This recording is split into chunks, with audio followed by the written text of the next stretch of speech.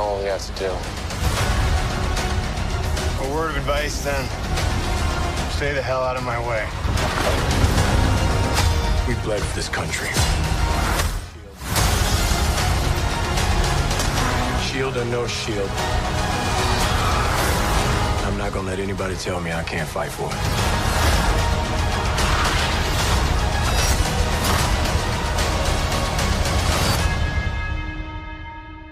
We don't want anyone else to get hurt.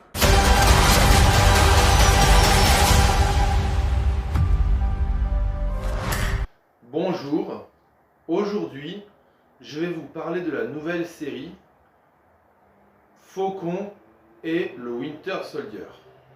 La série qui suit les événements après le film Avengers Endgame, qui nous parlera des conséquences du claquement de doigts de Thanos qui a éliminé la moitié de l'univers et des 5 ans qui ont suivi cet acte, jusqu'au retour de la moitié de l'univers, quand les Avengers et Tony Stark ont récupéré les pierres d'Infinity, que d'abord Bruce Banner a claqué des doigts pour ramener la moitié de l'univers à la vie, et que après Tony Stark s'est sacrifié en claquant à nouveau avec le gant des pierres d'Infinity pour détruire Thanos et son armée et mourir,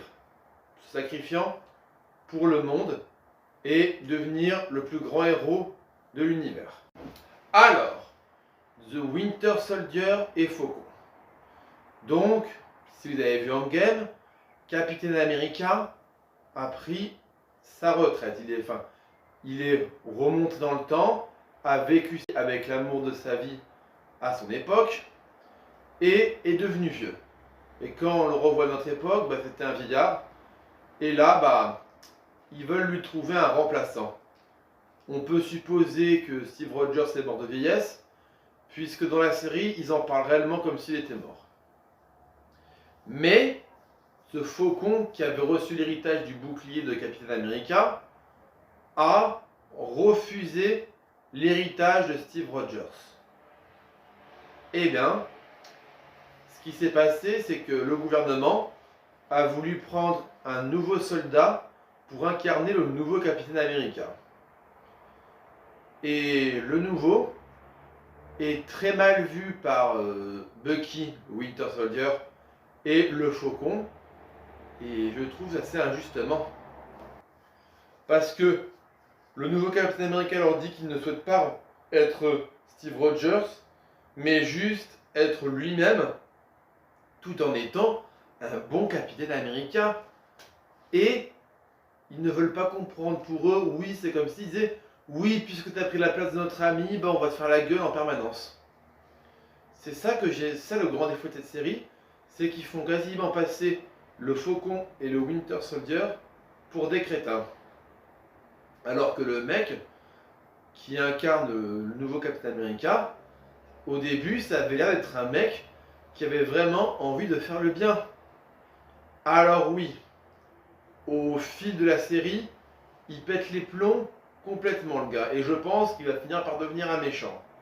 Mais ce qui est chiant, c'est que les deux héros l'insultent et n'arrêtent pas de le mépriser avant qu'il soit un méchant. Ils auraient au moins pu attendre de savoir si c'était un mec bien ou un... Voilà, avant. Ça m'énerve beaucoup. Ensuite, l'histoire, c'est que pendant qu'il y a eu l'éclipse, qu'on appelle l'éclipse, c'est-à-dire la moitié de l'univers effacé par Thanos, le monde, apparemment, ne formait plus qu'une seule nation. Ce qui en soi n'est pas une mauvaise chose. Et donc, plusieurs personnes venues de n'importe où avaient réussi à reconstruire leur vie ailleurs. Mais quand l'autre moitié de l'univers est réapparue, ils ont été un peu chassés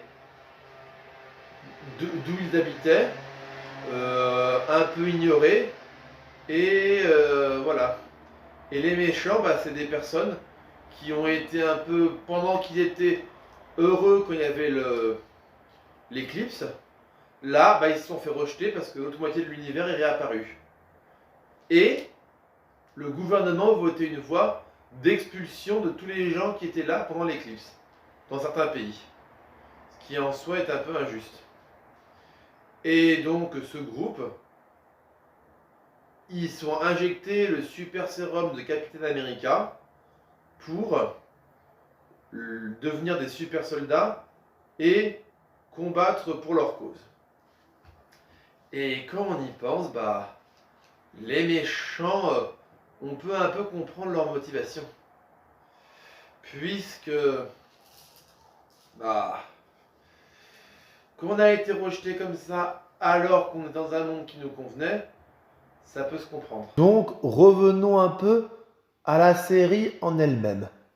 La série suit beaucoup de films de l'univers Marvel MCU. Captain America, le soldat de l'hiver et Civil War. D'ailleurs, on retrouve deux personnages de ces deux films. Le baron Zemo, qui pour moi n'est pas un méchant très glorieux. Dans Civil War, moi je trouvais que ce méchant il était assez naze. Et même ses motivations, bah... C'est un truc qui m'énerve, c'est que c'est toujours un peu le mec... je cherche un coupable facile à mes problèmes et ce sera vous les super-héros. Et ça commence à être un peu redondant dans les films. Ensuite, il y a le retour de Batroc. Je sais pas si vous vous souvenez de ce personnage, car il apparaît seulement au début de Captain America et le soldat de l'hiver. C'est un mercenaire qui a capturé des agents du Shield qui étaient en fait des agents de l'Hydra infiltrés. Et puis ce Captain ne le savait pas à ce moment-là. Il a sauvé ses agents et a fait un combat contre Batroc. Et Batroc, bah, putain, c'est un balèze de première, car il a réussi à faire face à un Capitaine America. Et est-ce qu'il a le sérum de super soldat en lui? Alors soit c'est un mec qui a aussi le sérum de super soldat, soit c'est un balèze de première, parce que s'il arrive à tenir autant face à Captain America sans sérum, ça c'est un exploit. Bon, il réapparaît, mais pour l'instant il n'est réapparu que 2 fois. Au début, pour faire face au faucon, ce qui est un peu illogique, parce que quand même le mec, il arrive à défoncer, presque défoncer Captain America. Comment le faucon peut tenir autant face à lui? Parce que déjà, quand on voit le faucon dans Captain America, le soldat de l'hiver, bah on voit que par rapport à Captain America, le mec, il fait pas du tout le poids. Je sais pas si vous vous souvenez de la première scène de Captain America, le soldat de l'hiver, où on voit le faucon et Steve Rogers, ça reste Captain America, courir. Et genre, Captain America, puisqu'il a son sérum, il arrive à faire 50 tours en 5 minutes, pendant que l'autre il n'en fait pas en une journée. Mais bon, je vais pas m'attarder là-dessus. Ce qui m'intéresse beaucoup dans cette série, bah, le soldat de l'hiver, qui était très inexistant dans les films. Là, dans la série, il est très présent, parce que oui, c'est le faucon et le soldat de l'hiver, la série. Et j'aime beaucoup, là, ce qu'ils ont fait de ce personnage dans la série, car puisque le soldat de l'hiver a été sous la solde de d'Hydra pendant des années, et bah, le soldat Bucky, il essaie de racheter ses fautes. Genre, à un moment, il traque une femme qui était à la solde d'Hydra, et on voit un flashback quand il était encore le soldat de l'hiver sous le contrôle d'Hydra, où il a exécuté un mec de sang-froid parce qu'il était sous contrôle mental. Et il a retrouvé le père du gars et il essaie d'être sympathique avec le père à cause de ce qu'il a fait à son fils. Ça, c'était une très bonne idée dans la série. le mec qui fait tout pour se racheter et qui essaie d'être agréable avec les victimes des personnes à tuer. Mais bon, la série a quelques défauts. Déjà, j'en ai parlé tout à l'heure, le baron Zemo, ça c'est le personnage qui me fait chier dans la série. Parce que lui, c'est juste ses motivations à la noix, c'est un peu chiant. Et le problème, c'est que le gars, il croit qu'il a raison et tout ça, alors que, excuse-moi, d'accord, les soldats ont fait certains ravages, mais toi, t'as quand même tué le roi du Wakanda, qui était un homme juste, qui voulait rendre le monde meilleur. Car il avait fait exprès d'ouvrir les frontières du Wakanda pour aller parler au grand Sénat. Et toi, tu l'as fait exploser, le mec. Donc, excuse-moi, t'as beau critiquer les Avengers et les super soldats, toi, tu fais exactement les mêmes choses qu'eux. Donc, tous tes arguments comme quoi les super soldats font du mal et tout ça, oh, mais est-ce que vous pensez à tout le mal que vous faites? Pense déjà au mal que tu fais, toi. Ensuite, la série, ce qui est un peu énervant, c'est que je comprends pour les besoins du scénario, mais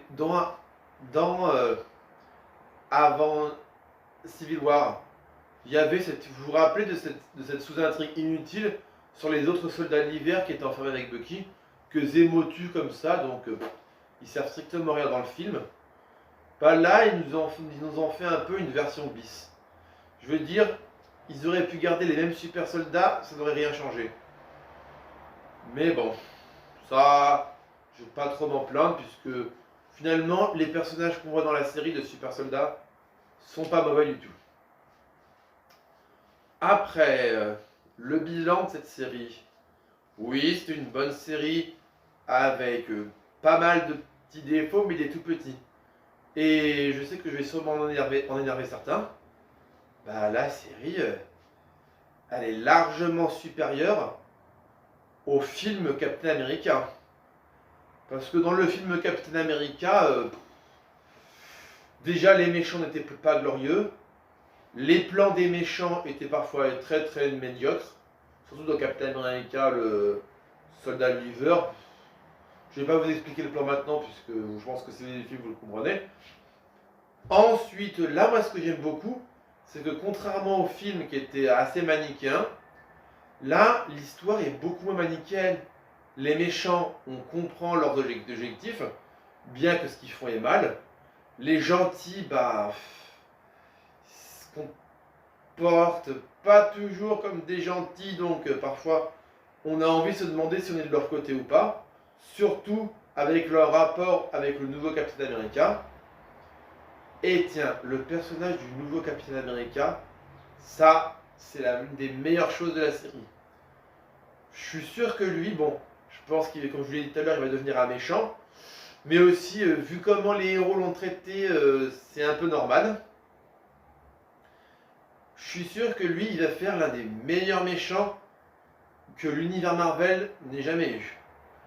Histoire d'oublier le méchant ridicule de Captain America, le soldat de l'hiver. Donc voilà. Après, il y a d'autres personnages très très intéressants, comme les guerrières du Wakanda. Oui, je ne sais pas si vous avez vu le film Black Panther, mais Black Panther, il est accompagné par sa générale, qui est une guerrière surentraînée africaine. Et là, on en voit d'autres qui sont super badass. Pas trop développées pour l'instant, car elles sont juste là pour traquer Zemo, puisque Zemo s'est échappé de sa prison avec l'aide de Bucky et le Faucon. Et elles, puisqu'il a assassiné leur roi, elles veulent le ramener en prison. On apprend aussi que Bucky est resté quelque temps dans le Wakanda, ça on le savait déjà dans Civil War, à la fin de Civil War, et qu'il a appris à résister à la fameuse formule qui permettait de le contrôler. Là, elles n'ont servi juste pour quelques scènes pour traquer Zemo et ramener Zemo en prison. mais j'espère que on les développera un peu plus dans la suite de la série. Surtout la chef qui est super badass et qui me semble être un personnage vraiment intéressant. Bon, bah, bilan de cette série, quelques petits défauts, mais pas trop. Deux nouveaux méchants vraiment géniaux. Les personnages qui... Oui, le gros défaut de la série, c'est la régression des deux personnages principaux. Après, pour moi, pour l'instant, ça reste l'une des meilleures séries de Marvel Universe. À bientôt et regardez la suite. J'ai l'impression qu'il appartient à quelqu'un d'autre.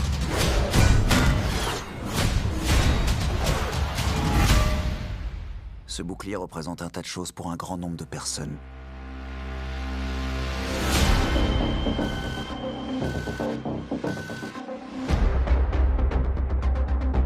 Les symboles ne sont rien sans les femmes et les hommes qui leur confèrent leur valeur. Nous avons besoin de quelqu'un qui ranime notre flamme.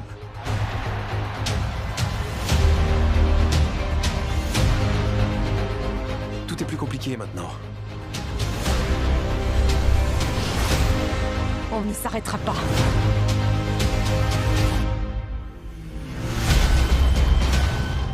Ils n'avaient pas le droit de nous rejeter du monde. Vous pourrez plus faire machine arrière. On n'a pas besoin d'aller à l'affrontement, Carly. C'est le seul moyen.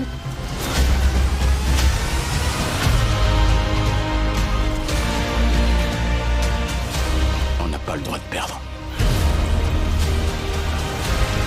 Que ce soit clair. On va régler ça à notre manière.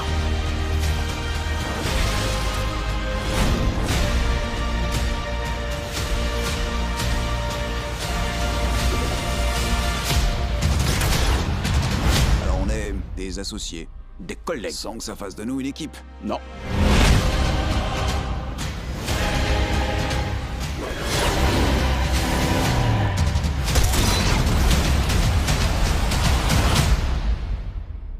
Mais avoue qu'on a quand même la classe.